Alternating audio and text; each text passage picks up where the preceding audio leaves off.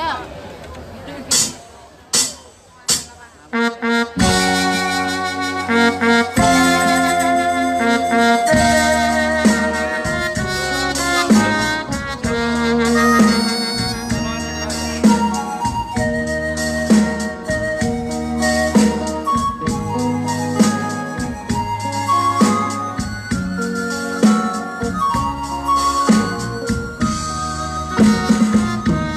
ค่ำคืนนี้ถึงเวลาตัดใจผ่านพ้นจากแห่งความเป็นตายบ่ยอมจำนนชีวิตถึงจะสีวายเดินหน้าไปถึงจุดหมายผ่าด่านไฟลีไม่ใช่อาถรรพ์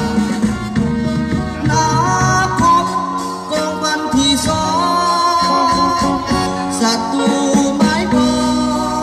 หวังมอดดับสูญทำลายพวกมันใส่เหลี่ยมหลอกล่อทุกคนรู้บายแต่บ่สาดาน้ำใจด้วยไหวพริบกองพังที่สองตัดสินใจมุ่งหน้าไปที่ภูลาภาเขาป่าไปหาเขตที่บ้านปลอดภัยใต้คานสีดำของพักที่สลาดซ้อมใส18 พฤษภา59วันเฮาใส่ใต้ฟ้าคงให้ใส่โย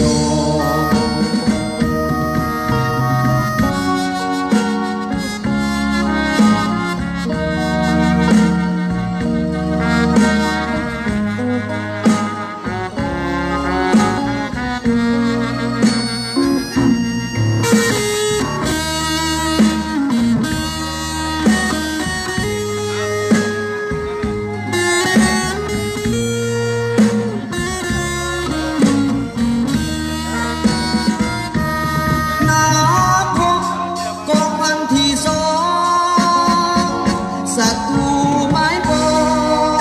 หวังมอดดับสูญทำลายพวกมันใส่เหลี่ยมหลอกล่อทุกคนดูบายแต่บ่สาดาน้ำใจด้วยไหวพริบกองพันที่สองตัดสินใจมุ่งหน้าไปที่ภูลาภา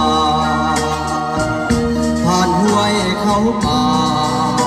ไปหาเขตที่มันปลอดภัย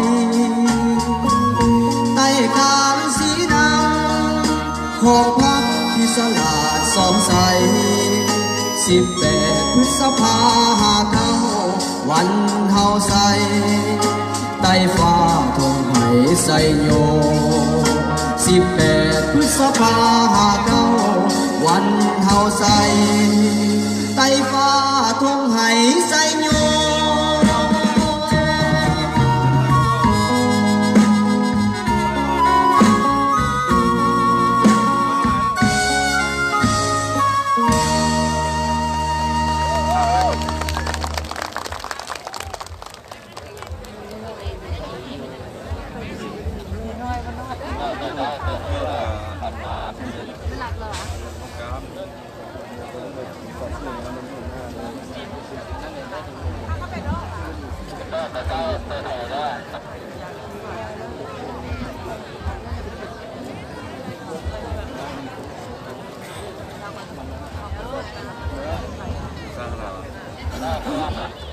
ที่เดินรถกระดังออกมา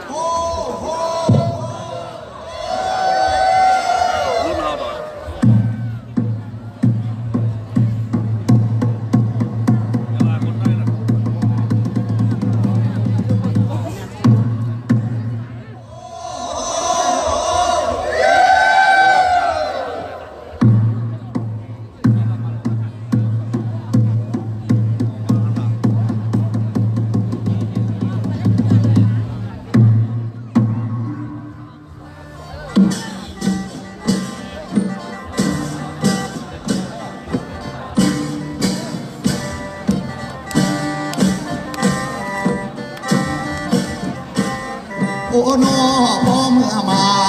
เห็นหน้ามวลสนลาวทุกภาคส่วนขอเชิญส่วน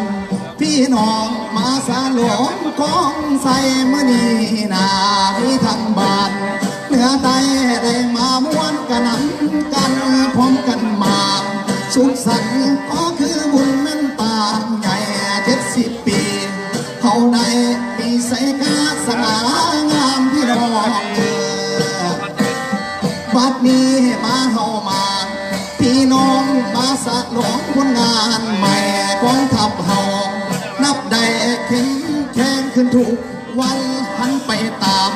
ทิศสีผักน้ำพาใส่ซองเสียงกองใส่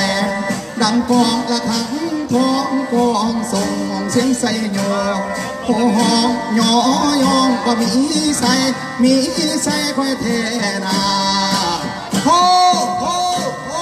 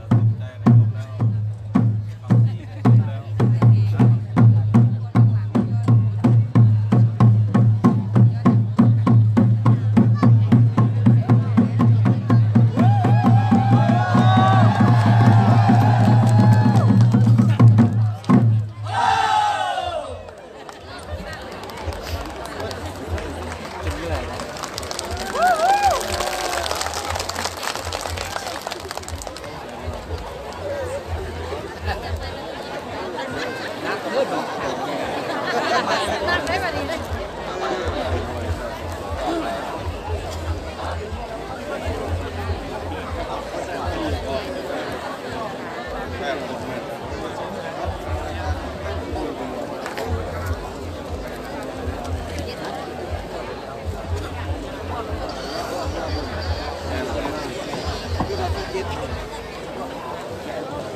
เป็นยังไงครับท่านผู้ชมได้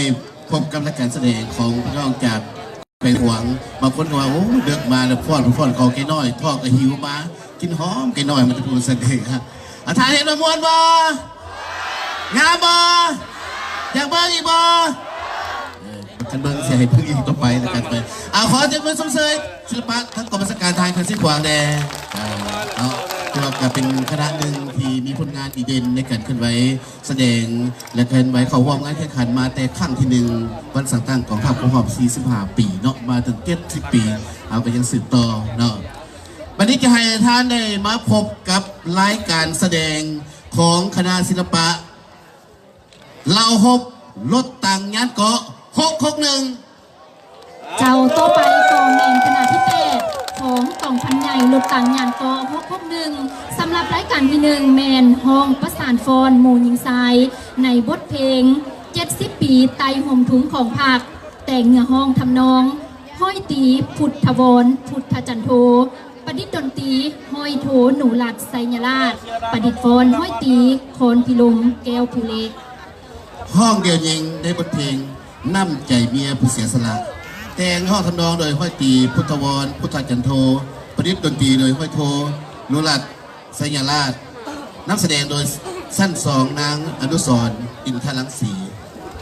รายการที่3ฟอนหลวงหมู่หญิงทรายเหล่าหบเหล็กกาประดิษฐ์ดนตรีห้อยเอกเซโมนไสบุญแพงประดิษฐ์ฟอนห้อยโทมณีวันหลวงวรรณาและห้อยตีคอนพิลมแก้วภูเล็กมาอีกจังหวะหนึ่งเนาะในรายการที่4ลำเต้ยหัวน้ำตาลบาวเล็กไหลหัวใจดินบนทงนาสันเดชเนาะในห้องทำนองแต่งโดยห้อยตีพุทธวรพุทธจันโทประดิษฐ์ดนตรีห้อยโทนุรัตน์สัญราชล้ำโดย11ต้องดวงดาราและสั้นสองนางกิรภาดวงดาราเจ้ารายการที่5ลำเซิงหมู่หญิงทรายแสงสว่างที่บ่มีมืดจางหายแต่งเนื้อห้องทำนองห้อยตีพุทธวรพุทธจันโทประดิษฐ์ดนตรีห้อยโทหนูรัตน์ไสญราชประดิษฐ์ฟอนห้อยโทมณีวันหลวงวรรณาขอเชิญพบกับรายการแสดงของคณะศิลปะกองพันใหญ่661เรา6รถต่างงานก่อได้ขอเสียงมาเด้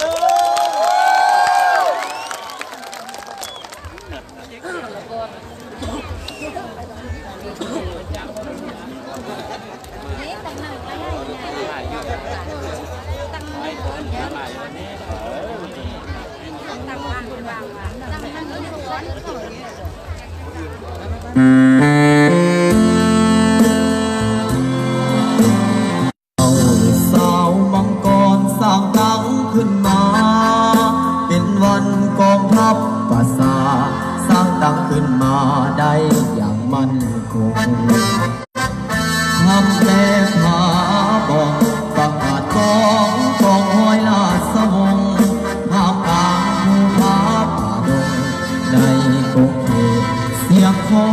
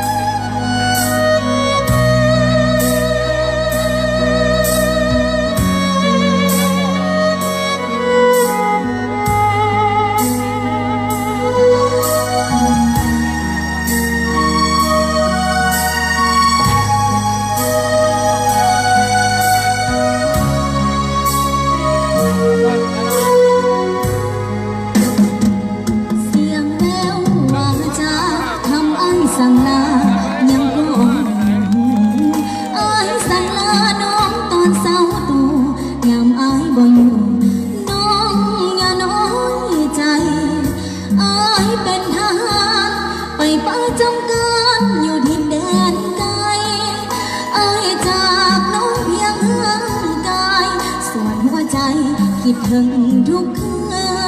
นแต่แล้วข่าวหายก็กลับกลายมาเป็นของเฮาเหมือนฟ้าผ่าลงกลางภูเขาฟ้าใจเฮาแทบลมทั้งยืนสามีที่หักอายจากบ่มีวันคืนปล่อยลูกเมียเสินกำคืนกับพันละนาล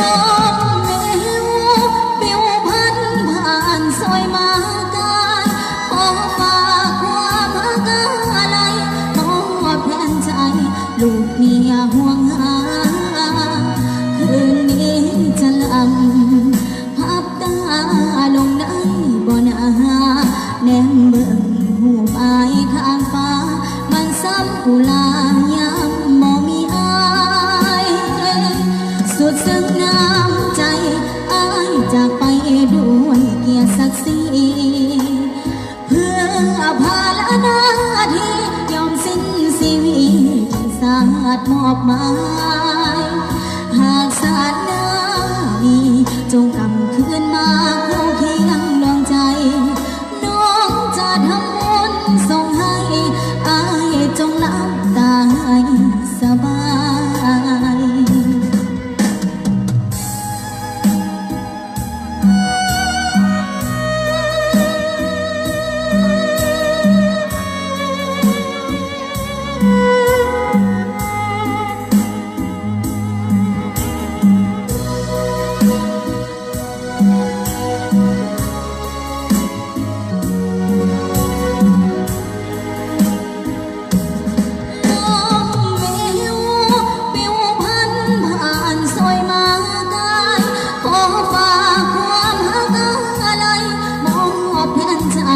ลูกเมียห่วงหาคืนนี้จะลำพับตาลงได้บ่นาแนมเบิ่งหูอายข้างฟ้า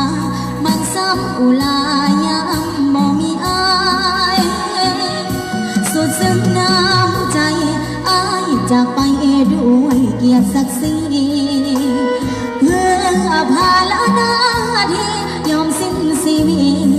สาดมอบหมายหากสาดน้ำมีจงกำคืนมาคู่เคียงดวงใจน้องจะทำบุญส่งให้อายจงหลับตาให้สบาย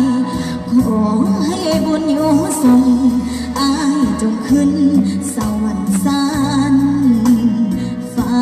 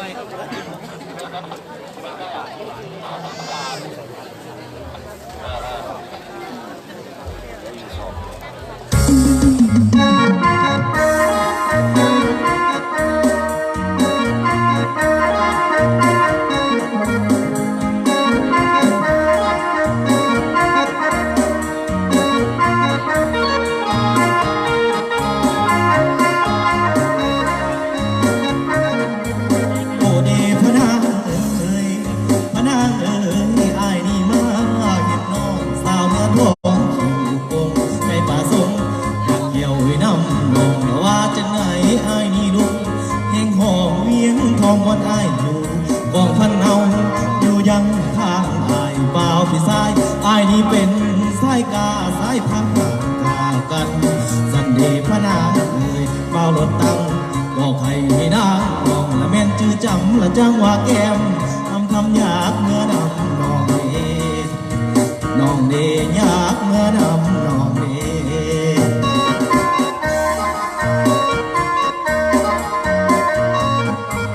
โอเดพี่ไส้เอ๋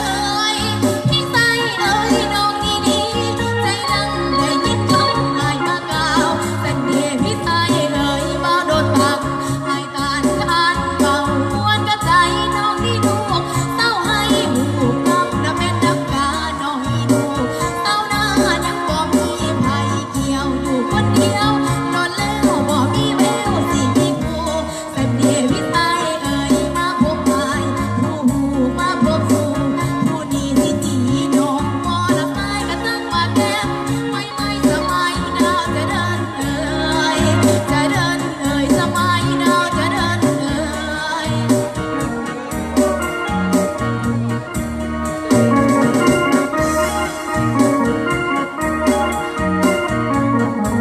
โอเดพระนางเอ๋ยพระนางเอ๋ยอายนี่บ่ตีน้องกำและแม่นดำตาบ่ตีลูกสาวหน้าด่าตาเอ้ยดำเกียงฟังสำเนียงเสียงเมาหัวใจเป่าลมคือนุ่นตั้งเป็นบุญอายแล้วมาเห็นแก้วและแม่นคาเพอายนี่ขอเอาเจนอยากได้คำเพลงมาเป็นครูว่าเดพระนางเอ๋ยว่าจังใดยอดสู้ให้นางน้องและแม่นตอบมากระจังว่าแก้มปาลาสาวสาวหน้าผู้งามเอ่ยผู้งามเอ่ยสาวสาวหน้าผู้งามเอ่ย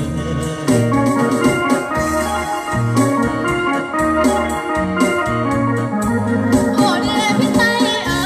ยพี่ไส้เอ๋ยคันให้เว้าจักสันคันเอาน้องเป็นผู้บุญสู้น้องนี่เอ๋ยอยากเป็นเคยแม่น้องสองพันถ้าแม่นหัวกันให้เอากันจะตั้งและพ่อแม่มาขอน้องสิล้อใส่ใจบ่าวพี่ไส้โอ้ยมามันอายอย่านานเด้ออายไว้อ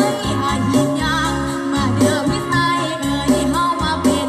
ผู้สร้างควันแก้วถ้าแม่นว่ากันก็ตั้งว่าแก้มอันตันสิน้องวันอายมาขอก็ตั้งว่าแท้จะฟังบ่าวน้องลำผู้งามเอ่ยผู้งามเอ่ยบ่าวน้องลำผู้งามเอ่ย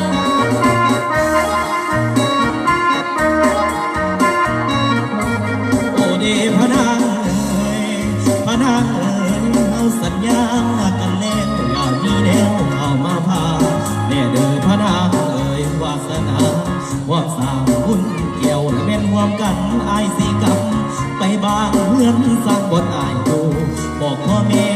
พี่น้องพร้อมทั้งการจัดตั้งมาตานและแม่นก้าวขอกระจังว่ายอดเป็นซองโอดใจรออายมากระจังว่ายอด สังอาสองเอาวิวากันเด้อจังหวะยอดสังอา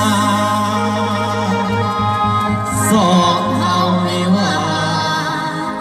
สองดังใจขอ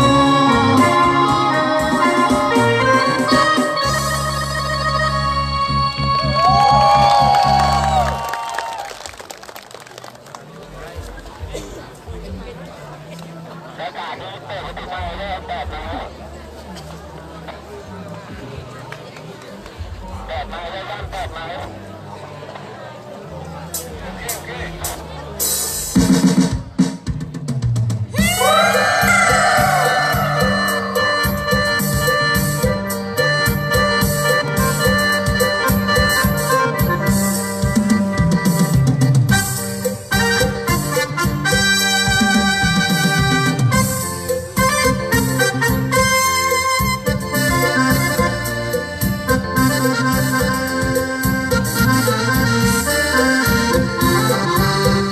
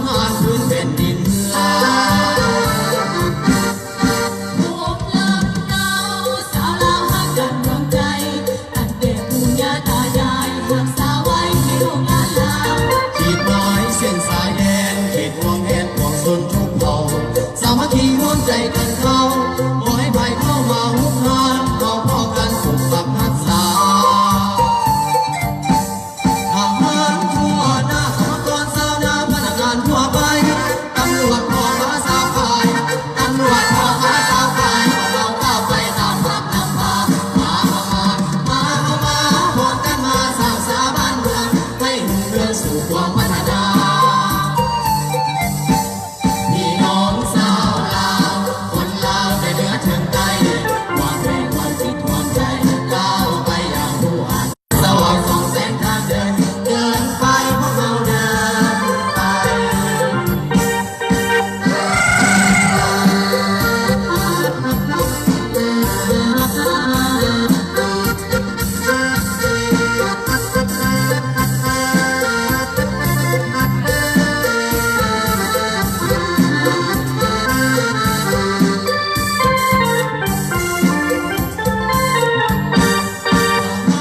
ทั่วหน้าก็สาวน้ำมันเกินทั่วไปตำรวจพอมาสาวฝ่ายตำรวจพอมาสาวฝ่ายพอเข้าไปสาวสักนำพามาเข้ามาบอกกันมาสร้างสาบ้านเมืองให้รุ่งเรืองสู่วัฒนาพี่น้องสาวลาวคนลาวแต่เหนือถึงใต้วางแรงความจิตวางใจก้าวไปเอาผู้อาจมาเดินไปด้วยใจมุ่งมั่นเส้นทางที่น้องก้าวผ่านมีแสงสว่างพักเรายังทางมีแสงสว่างส่องแสงทางเดินเดินไปพวกเราเดินไป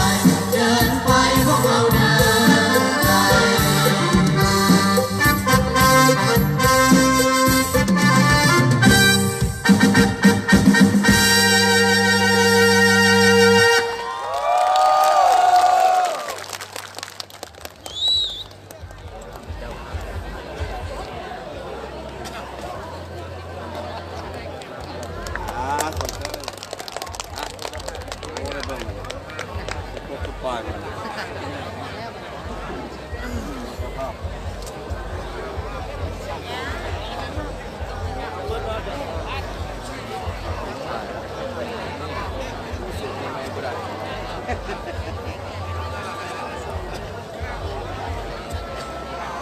เป็นอย่างไรท่านผู้ชมได้ชมรายการแสดงของเราหกลกต่างยานเกาะมื้อนี้พ่อแม่ประชาชนเฮาหลายคนจะมาฮู้ว่ากองทัพเฮาประกอบด้วยเราหกใดๆเนาะเพราะก็คือการแสดงอยู่ในเวทีนี้ก็ส่องแสงให้เห็นถึงการประกอบในกำลังประกอบอาวุธป้องกันชาติป้องกันสงบของพวกเฮาเนาะเราหกรถต่างยานเกาะก็เป็นเราหกหนึ่งที่สำคัญในกองทัพประชาชนลาวและมีบทบาทสำคัญนับแต่สมัยสงครามต่อสู้ปลดปล่อยชาติจนถึงปัจจุบันเนาะก็เป็นประกอบส่วนอันสำคัญในการต่อสู้ปลดปล่อยชาติคือเรื่องปกปักรักษาและสร้างสาพัฒนาประเทศชาติบทฟ้อนก่อนลำดนตรีต่างๆกระซองเสียงเห็นถึงบทบาทการนำพาของโลหะดังกล่าวท่านเห็นว่างามบ่มวนบ่อย่าเบิ่งอีบ่ท่านเบิ่งอีบ่นิสัยพบกับเจ้าภาพเอาขอเสียงตบมือดังๆต้อนรับคณะศิลปะกองบัญชาการทหารแขวงเวียงจันทร์ เจ้ารายการที่หนึ่งของคณะศิลปวรรณคดีกองบัญชาการทหารแขวงเวียงจันทร์สำหรับรายการที่หนึ่งแมนห้องประสานฟอนหมู่ยิงทรายในบทเพลงเติบใหญ่ไตห่มถุงของผักแต่งเนื้อห้องทำนองสั้นทรงนางแอดดีสิทธิวรวงศ์ประดิษฐ์ดนตรีแต่งโดยสั้นทรงสายคำพรมณีประดิษฐ์ฟอนแต่งโดยสั้นทรงนางแอดดีสิทธิวรวงศ์รายการที่สองห้องครูยิงทรายนัดพบที่ซาวมังกรเรื่องห้องคำนองแต่งโดยนางแอดดีสิทธิวรวงศ์ประดิษฐ์ดนตรีและห้องโดยสั้นสองสายคำและนางพรมณีและห้อยตีนางวันคอนอ่อนแก้วเจ้าต่อด้วยรายการที่3ฟอนรวมหมู่ยิงทรายค่ำคืนมหัศจรรย์แต่งประดิษฐ์ดนตรีสั้นสองสายคำพรมณีประดิษฐ์ฟอนสั้นสองนางแอดดีสิทธิวรวงศ์รายการที่4ดนตรีพื้นเมืองเสียงคุยนะครับแสดงโดยสายคำพรมณีเจ้ารายการที่5ห้องประสานฟอนหมู่ยิงทรายในบทเพลงยินดีต้อนรับแต่งเนื้อห้องทำนองโดยนางแอดดีสิทธิวรวงศ์ประดิษฐ์ดนตรีสั้นสองสายคำพรมณีประดิษฐ์ฟอนสั้นสองนางแอดดีสิทธิวรวงศ์ขอเชิญผมบรรดาทานพบกับรายการแสดงของคณะศิลปะกองบัญชาการทหารแขวงเวียงจันทร์ได้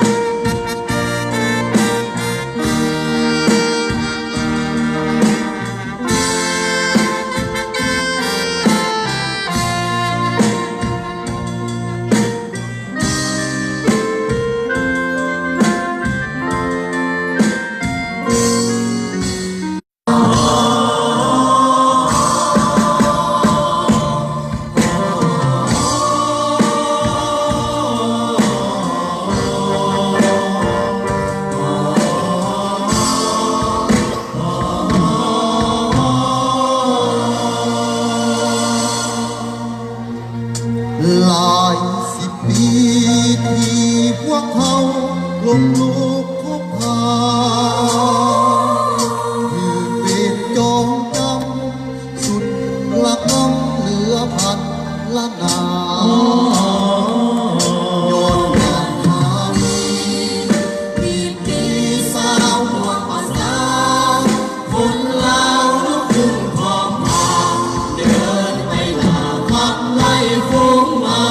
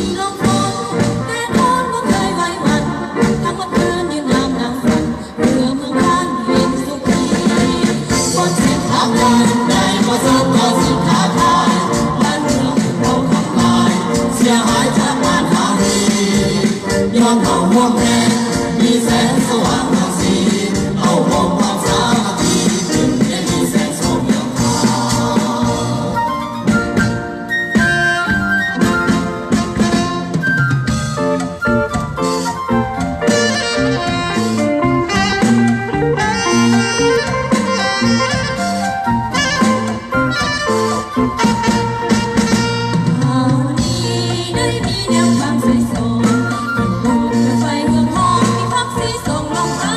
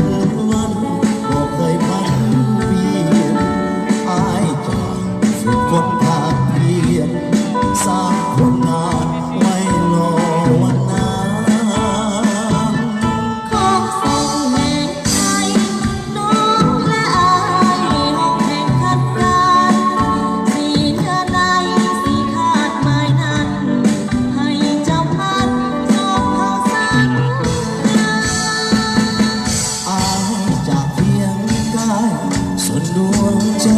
ฝากไว้เกินน้น้องขอ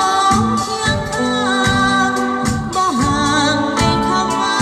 เจ้า พี่สาวมังกร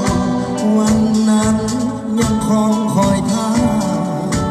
สองเฮาความเพียงกันมาตามวันเวลาสองเฮานำหาย